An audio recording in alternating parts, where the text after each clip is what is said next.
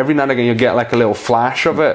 Like you go into a room you didn't think you'd end up in, and you suddenly feel so tiny, and you feel like everybody knows everybody, even though they don't. Like I'm aware that's my head kind of fucking with me. It's not their fault, you know?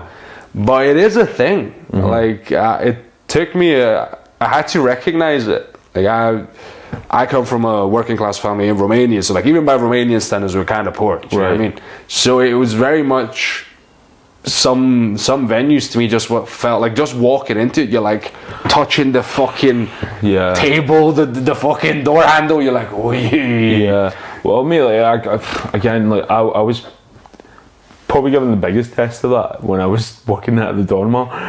Like, you are doing a Shakespeare show in the West End of London, and the client, and again, even though the tickets are cheap compared to most in the West End, they're still quite expensive for an average person. So some of the people that you meet, you're genuinely like, oh man, you're like rich. Like, you know what I mean? Like, you're like someone who's never, our bubbles would never, our circles would never have crossed unless I was performing for you.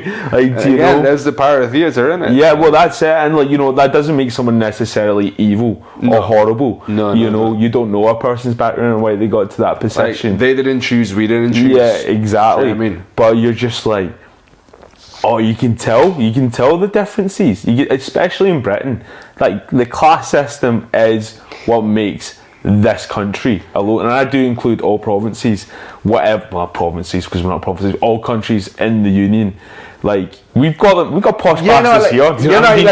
It's you can hear it. Like, I'm pretty sure I say this, but some of my colleagues, you know, they're quite young, and you hear them like have a massive tragedy about like the simplest thing. And there's a part of me like, oh, and there's a part of me like, really? Yeah.